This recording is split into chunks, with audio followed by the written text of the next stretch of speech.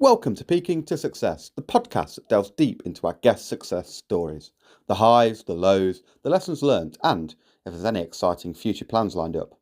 Talking about future plans, Peaking into Success is proudly supported by Peak Wills and Estate Planning. We're here to support you with any future planning. Long gone are the times of solicitors in suits and ties and dark rooms and outdated practices. We are proud to offer a fresh and dynamic approach to the stuffy old world of wills, changing the way we talk about what happens when we die. But that's enough talk about death on a podcast introduction. It's time to pass you over to Peaking into Success host, Mr. Adam Khan. Whose success are we peeking into this episode, Adam? Want to know what's happening within Derby's black community? Or perhaps you have a story of your own to share? Then look no further than Majatu, your one-stop source for local African and Caribbean news. With our digital news platform and quarterly print magazine, keep up to date on all of the latest in arts, entertainment, food, sports, and more. Find us online at mojatu.com. Thanks, Sam. Today we're joined by a man who has started his career in Tottenham's academy and played for clubs such as QPR, Crawley, and now was signed on a permanent for Walsall. Unfortunately, he's not been able to play due to having injury, but hopefully we get to see him play in the new year. We've got Aramide Oteh. Hi, so we're joined with Aramide Oteh today, Walsall player. Unfortunately, he's currently out injured, but he's kindly come on here to speak through his career with us. So, how are you today? I'm fine, thank you. How are you? Yeah, I'm really good, thank you. And it's a pleasure to get you on and speak through your career because you've bounced around a lot of clubs on loan as well as had some more permanent moves kind of later on in your career. So it's good to kind of see where you were at and kind of the path you've taken. For anyone that kind of doesn't know how you started your career, how would you sum that up? So did you go through the academy or was it more of a kind of straight in at the deep end? You got kind of playing Sunday League and then went that way? I was quite fortunate enough to have spent 10 years at Tottenham. So I joined there when I was under sevens, or 11 years, sorry. I was there at under sevens and then I left at under 18. So, yeah, it was a fantastic club, fantastic coaches, facilities, and it was a real good time. And I mean, the era you were there, of course, you would have had quite a lot of first team players to look up to. Was there anyone that you kind of idolised or was a positive role model for you while at Tottenham? Yeah, for sure. I think we moved to the new training ground when we were under 14. So then by the time I was a scholar, we was much closer to the first team as well. We had the privilege of watching, first team training sessions. Had, a few talks with, first team players. And for me, as a forward, a striker, there's no one better to look at than Harry Kane. His professionalism on and off the field was, or should I say, is incredible. His finishing, the techniques, the way he can strike a ball is out of this world. How he finishes goal basically, and that's just like finishing practice. So yeah, you had Harry Kane. I say Lamela. He was another good one. Around the time that we was able to, watch them. Good technique as well. Tidy. Son as well. Just, the players there just on another level. And you can see why, they've been at the top for so long. And then there's another one I feel like maybe not a lot of people know about unless you speak to people that have trained or played with him. But for me, like, I was privileged enough to train one time with Moussa Dembele, and the guy's just I'll say he's the best player. Strong, quick, agile. You can't get the ball off him. You wouldn't believe how good he is. I feel like if he didn't have the injuries that he did have, he would have gone another level. I mean, that's interesting. There's a lot of people around that kind of Pochettino era kind of focus on, of course, Kane, Son and people like that, but you mentioning Dembele, people, like, when I watched him, I thought he was kind of like, there was Yaya Toure and then, like, the level below was him. And I mean, no, I appreciate that you brought him up, because I think he is kind of an unsung hero of that midfield for Spurs at that time. For sure. Something I saw when I was trying to find out more about you was I've never known of a player to have a work experience loan. So kind of what, that's how they worded it. So like what does that entail? Because of course you went to QPR, which you later moved to. Yeah. So I don't know why it says or why website or articles say about a work experience loan. I never went on. I left Spurs. I think it was at the end of my first year scholar, and at the end of my first year scholar, and then I went on trial at Palace for about a week or two. I think I went on a week, and then Tottenham wanted an answer within that week because we were going on a trip to Florida, but Palace wanted to keep me out for another week. So Spurs said no, and then the week I went back to Tottenham before they went away, I went to QPR as, I was Chris Ramsey, who's at QPR. He used to be my coach from under 9s to I think maybe 10s or 11s at Spurs before he moved on to QPR. So he brought me to QPR and I signed for QPR. And what was the kind of level like moving from, of course, Tottenham, where of course you kind of came through the ranks, to QPR, as of course you were in the under 23s and then started to become part of the first team. So what was that transition like from Spurs to QPR? I think at first it made me realise that at Spurs, you're like living in a bubble kind of thing. Like, the facilities are out of this world, and that's all I had ever known kind of thing. So when I left there, it was kind of like I'll say it was like a reality check to say like, okay, now this is football, because I left, obviously I left Spurs and I went to QPR, and then like the 23s / players that were in the first team that I was training with, they were like big men, so I didn't really experience that. So I think the level, I say technically wise, Tottenham was still, better than QPR, but I think what QPR taught me is that this is football now. So I think I was able to use the skills that I had learned at Spurs to help me bypass the physical aspect of things, and then obviously as I was there, for longer, I was able to build up that physical strength, and then I think I don't even think it was a year that I was at QPR before I was integrated into the first team. So things happened quite quickly, things changed quite quickly, and I was very fortunate enough to being able to be given that opportunity, and the trust from Chris Ramsey, Paul Hall, Andy Impey, who are the coaches at QPR now, and of course Ian Holloway, who was the manager that gave me my debut.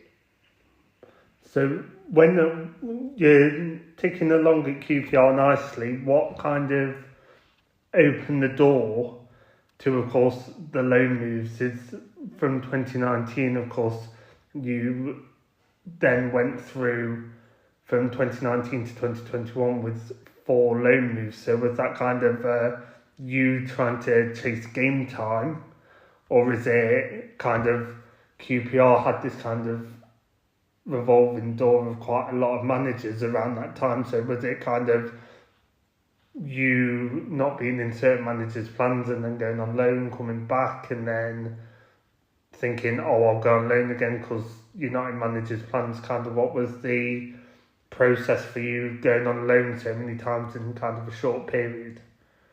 I think it was a bit of both. I mean, I played, made my debut and played quite a bit under Ian Holloway, and I was enjoying my football under Ian Holloway. I think that season, our last game was Leeds away, and I think we ended the match with about maybe 7 or 8 under 23 players. And the messages that we were getting was that, next season we will be a part of, the first team looking to do something great. We'll add a few players, but, we'll try and have a surge of,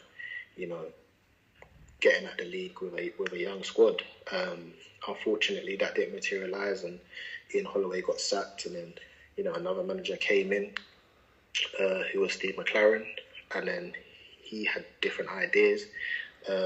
He still was using young players, but I think at the time the results weren't going as well. So he reverted to bringing in experienced players, which meant some of us loan players had to go on loan.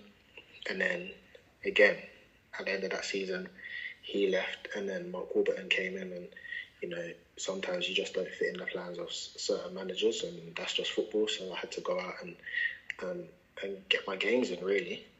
So, of course, being in the QPR setup and then going into loans in League One and League Two, is there a massive kind of intensity about the lower leagues compared to the Championship, or do you feel like all the leagues are pretty similar ability-wise? Did you notice kind of a change as you were going to different clubs and working through the leagues? I think it's always there's always a period where you have to try and adapt. Like when I left, Tottenham to go to QPR, I had to adapt because I finally realised that this was men's football. And then just like when I went on my loans, I had to adapt. Like these leagues are much more physical than the Championship. I think in the Championship you have more time. The intensity is quick, but you have more time on the ball. It's more quicker upstairs than actually just running around. And I feel like on the loans that I went on, it's more of I wouldn't say it's more of a battle, because every game and every league have its own aspects of battles, but I think just the way you can control a game in the Championship is different to maybe your League Ones or League Two. Nice. And I mean, Walsall, of course, we'll come back to later. How was your time kind of Walsall, Bradford, Stevenage? It's, of course, a lot of moving around to different areas of kind of England. How was that adaptation from going from one team to another? Was it kind of having to adapt every time to a new play style, or was it kind of easy and the managers there let you play your game and kind of let you kind of show your style and your flair instead of having to adapt to a system because of the amount of time you were there and you were only on loan? I think it's a bit of both. Like you have to adapt, but also at the same time you want to be able to implement your style of play. I think the first time when I came to Walsall on loan, it was tough. We wasn't in a great position before I came, and it was tough whilst I was here. I think in my short spell we had about 3 managers in that time, from Jan till the start of May. So it was quite tough. Bradford, I'll say, I was there from the start of the window, or from the summer till January.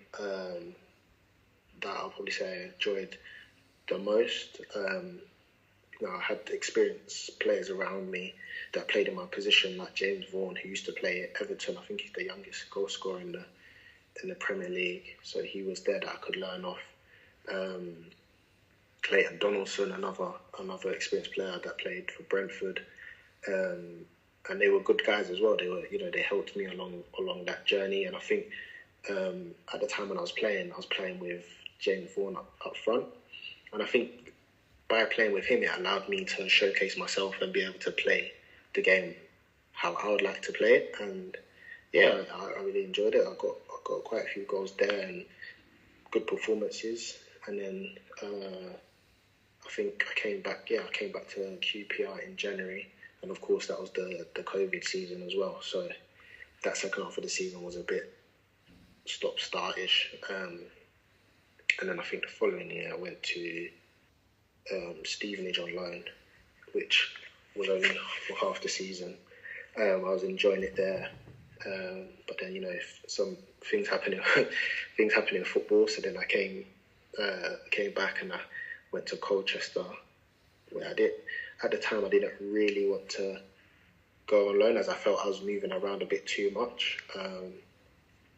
But I went there, and again there was, I think in that period of time we had about 3 or 4 different managers, so it was again tough because you go in under one manager or a certain manager who wants you there, and he's got his own philosophy of how to play, and then he's out the door, another one comes in who already has a feel for the players that were there before.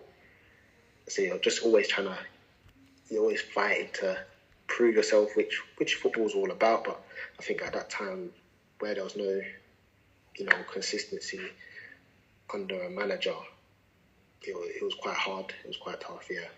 And I mean, after all them loans, of course, you came to the end of your contract. So kind of, with you knowing that was looming, did you kind of make plans ahead to kind of reach out to teams? As I know at one point, as I'm a Derby fan, I know that there was links of you coming to us at one point before you went to Salford. There was points where you were being linked kind of around us. So was it you approaching clubs, or kind of were clubs coming to you because they knew you were getting to your end of your contract at QPR? Yeah, it was a bit of both. The thing for me was I didn't really want to just rush into a decision that, maybe down the line I regretted or wasn't the best move for myself. So I just weighed up all my options. I had a few, conversations with my agent at the time, and then I changed my agency. So there was loads of things that were going on during that period of time. And then, I went to Salford. Sorry, so I mean, you being London-based majority of your life, how did you come to a decision of being like, yeah, I want to literally move up north, or was it kind of the manager kind of swayed you to go up there? Not really. I think, well, for Salford, I knew the manager at the time, who was Gary Bowyer, who I had when I was at Bradford, and I enjoyed my time there. So that was a bit of a connect to go to Salford. But at the same time, I wasn't really too fussed because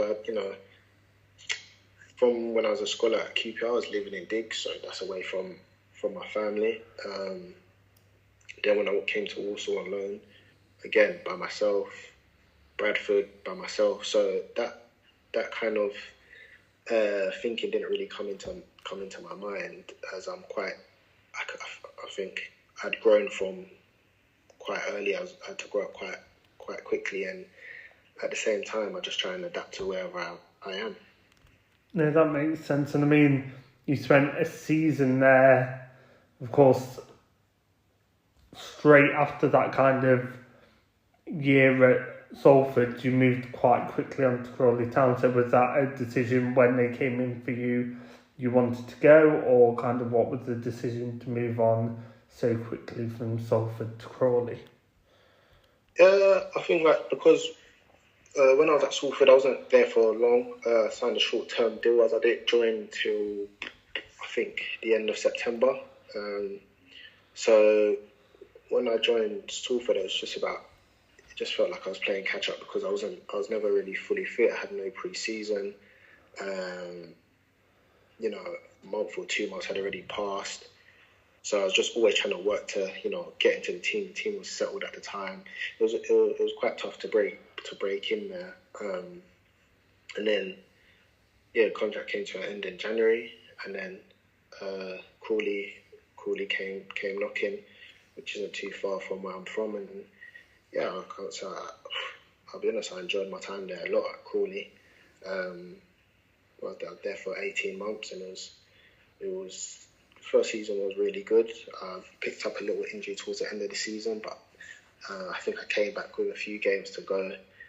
Again, I enjoyed those games, and then the last season was a difficult season for the team, for the club, and the fans.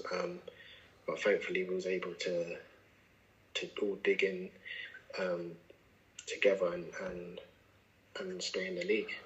I mean, from, of course, the stats that I've got in front of me, of course, your second season at Crawley, you kind of made your most appearances, most goals, kind of, you're in your pomp. What kind of made that kind of your morale and your kind of playing career better at Crawley, and you kind of get to another level, let's say, compared to when you were at Salford and QPR and on these loans? What kind of was around Crawley that kind of brought out the best in you?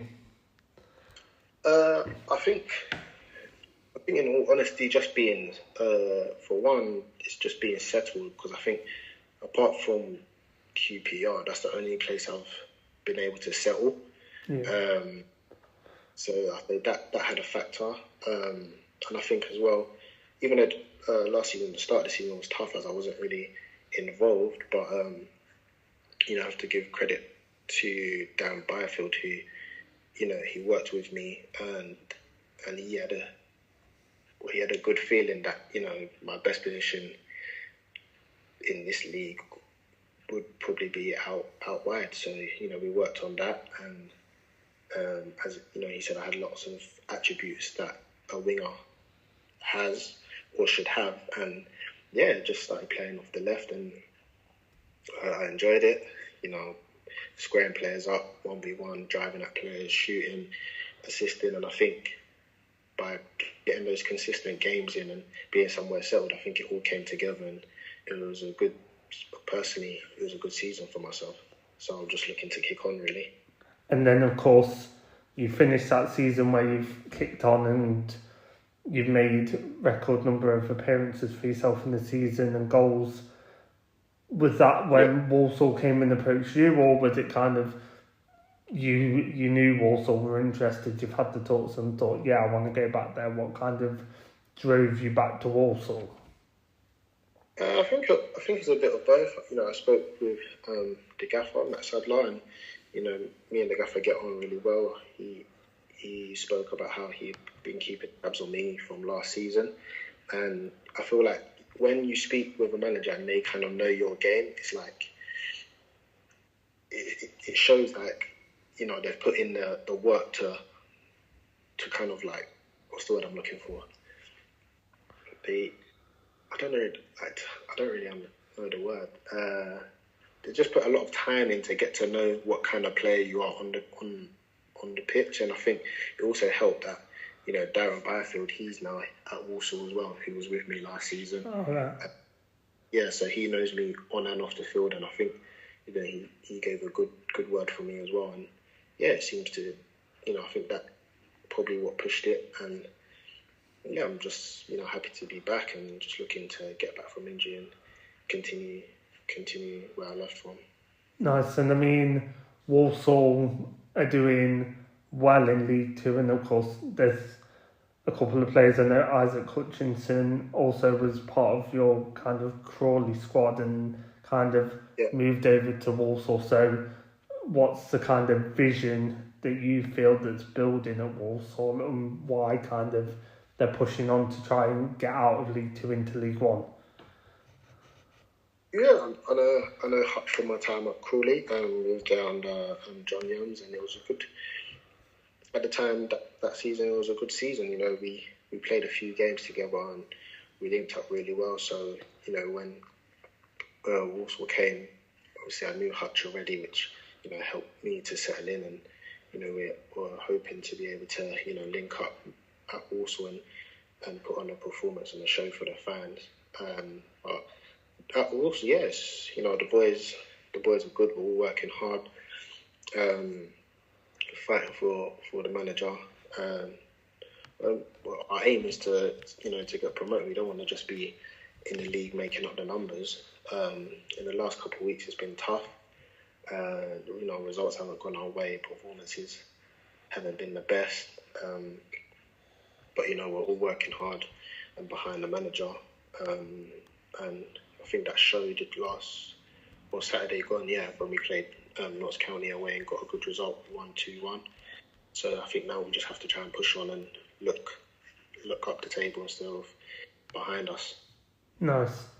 We kind of had a whistle-stop tour around like your career, but of course with all the clubs and kind of the games that you've been involved in, is there kind of one game that sticks out as a career high for you or a big achievement for yourself? Yeah, for sure. I think, for me, my biggest, I think that season, I made my debut in the championship. I think that game, that I made my debut with Millwall away on a Friday night, it's not easy. But yeah, I thought I'd done well when I came on. And then obviously my first start in the championship was Burton away, another tough place to go. We won the game and I scored in it as well. So I think those two are in a FA Cup game at home to Leeds where I scored as well. I think those three games are so far been the pinnacle. So it just shows that I'm good enough to play at that level, and hopefully one day I get back there as I'm working to do that and then kick on from there. I mean, you've still got a long way in your career to go. You're only 25, so I mean, you've got a long way to kick on still, so that's proper achievable for yourself. Is there a moment that's kind of defined your career, so maybe a move or an injury that's kind of defined you to look at your career in a different way? I wouldn't say to look at my career a different way, but I feel like for myself personally, that 18 months at Crawley probably has helped me a lot. Before, I think I always live by the motto nowadays that never too high and never too low. I think times before, when you've done something well, you think you can just, I don't want to say live on it, but, you'll be talking about it for God knows when, and vice versa. Or, when you're down, you're really down, and you think the world's coming to an end and those things. I think now you just have to be able to, when it's happened, great it's happened, or not so great it's happened, and then try and, move on from that. And I think, like I said, I think from, certain things that happened throughout my career and when I was at Crawley has now allowed me to be in that mindset. So when, things weren't going well at Crawley or I was injured, I'll be down. But whereas, last season when things weren't great, I had that mindset of, I can't be too down. I just have to keep on going. And then thankfully my opportunity came and I took it, and, I was playing consistently and playing consistently well. So I just try and live by that motto and see where it takes me. No, that's good. And I mean, with the motto that you live by, of course, has kind of gone nicely into the next question of one piece of advice that you would give your younger self. So if you went back to that Tottenham kind of academy player, what kind of advice would you give to him? I would probably say, always have self-belief, because, there may be times where, you're not confident. That's normal, that's natural. Or you're not confident, or, people don't think you're good enough. But the only person that will know that is yourself. So I think if you believe in yourself and you have that self-belief, it can take you a long way. And as well, the motto that I live by, never too high and never too low. Once you've achieved something, cool, great, but now it's in the past. So now you have to go and again, you know what I mean? Where same as can't be too low, because if something negative has happened, okay, cool, you've got time to rectify and put it right. And do you think, of course, with looking back on your career, is there anything that you do differently? So is there maybe an opportunity that you may have had which you wish you took advantage of, maybe a loan move or a permanent move which you wish would have happened but it didn't?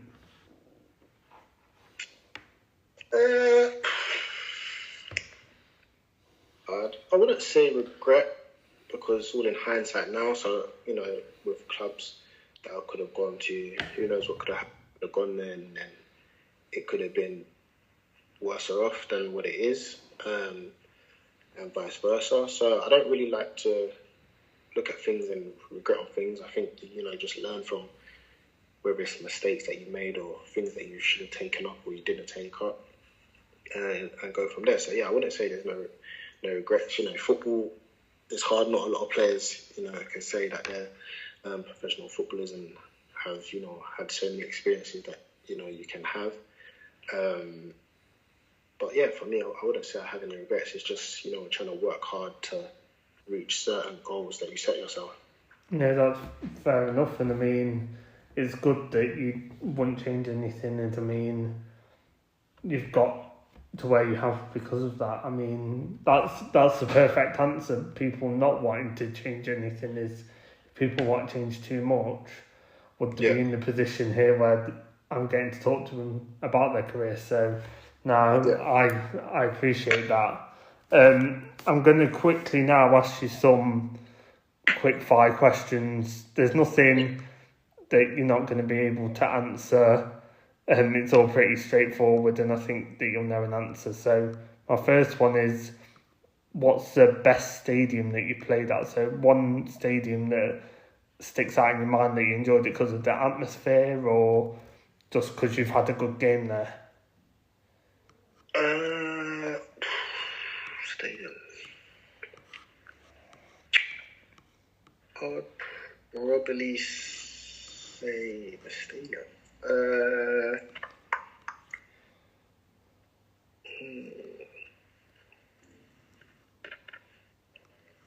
think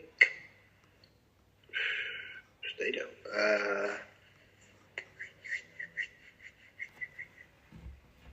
I'll probably say either the City Ground or Ellen Road. I think Ellen Road. Yeah, the atmosphere. Last game of the season, Leeds away.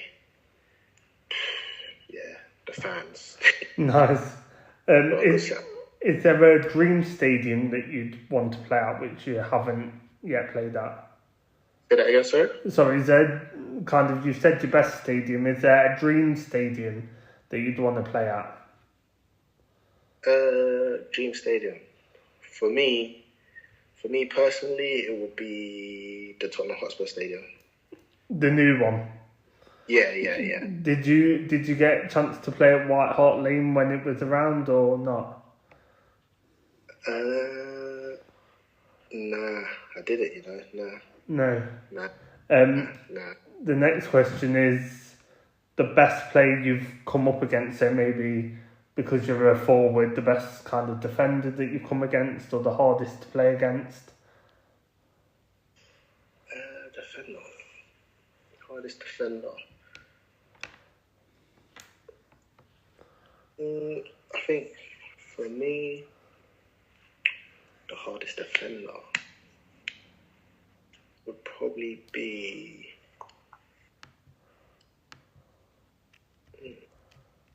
either, what's his name? Well, the hardest back five that I've come up against, Middlesbrough one year, had George Friend, Ryan Shotton, Daniel Ayala. Who else is in that back five? I think those three were the main three. I was just looking at them thinking, they're just monsters. Compared to me at the time, they were just monsters. So I think those three at the time, possibly Aidan Flint when he was at Bristol City. He was good, really good then. Strong, tall as well. And Leeds captain, Liam Cooper.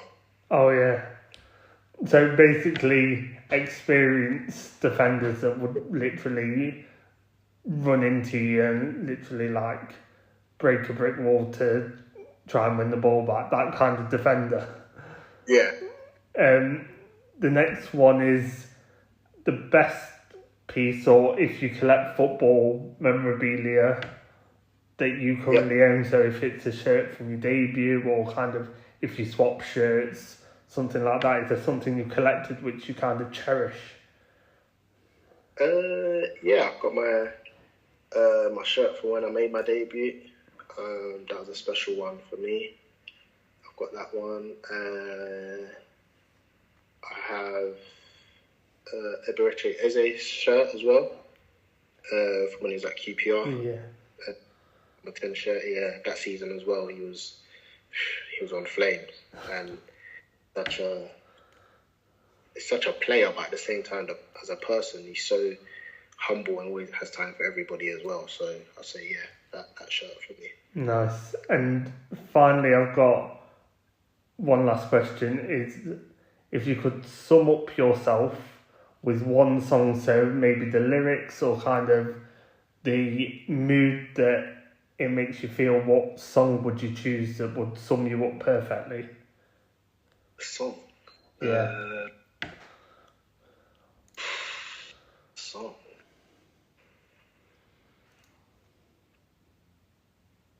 That's a tough one.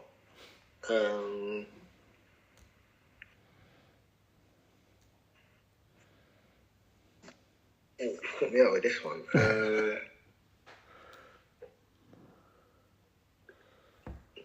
not sure, you know. A lot of people struggle with it, but I just think it's quite interesting, is it, depending on the song, says a lot about your personality, and like kind of if you choose like a more sad, slow song compared to an up-tempo song, it's dependent on how you are, and everyone's different, and everyone will give a different answer. That's why I like to ask it. So good. I'm struggling for an answer now. No, it's alright. Oh, you know what? No matter songs that I'm trying to like think in my head right now, think of the lyrics, I'm struggling.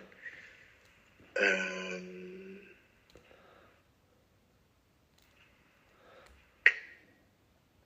you got me. You got me, yeah. It's alright, don't worry. Is there kind of a go-to song that you go to? So say if you're doing an initiation at a club or anything, is there a song that you kind of go to and that's your initiation song and the song you'll always go to? Yeah, I think I always go to Mario Let Love You. Oh, okay, nice. Yeah. A bit of vocals, people can join in as well on the chorus. No, that's wicked. That's what, yeah. That's kind of the end. So where can people kind of find you kind of on social media, or kind of keep up to date with, of course, because you are injured, maybe when you'll return, or kind of find you in other ways? Yeah, I have Instagram. It's _Aramide Oteh. So that's where you'll see like, you know, football stuff on there. I don't really use it too much, as obviously I'm injured at the moment. But yeah, that's the only social media platform that I have at this moment in time. Yeah. Nice. And of course, for Walsall fans, when are you, hopefully, fingers crossed, expect to make a return onto the pitch for them? Hopefully at the back end of next month. Nice.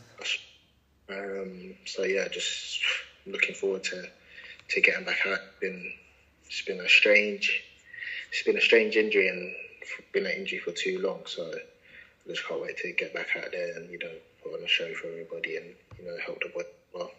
Perfect. Thank you for coming on, and hopefully people have enjoyed this and will kind of get behind Walsall and kind of get behind you and when you return to the pitch. So thank you. No, thank you very much. Thank you for listening to another episode of Peeking into Success podcast. If you've enjoyed what you've listened to today and would like to listen to more, go and check out the previous episodes on our channels and make sure you follow the page as well to keep up to date with the new exciting episodes that we've got upcoming for the rest of the year.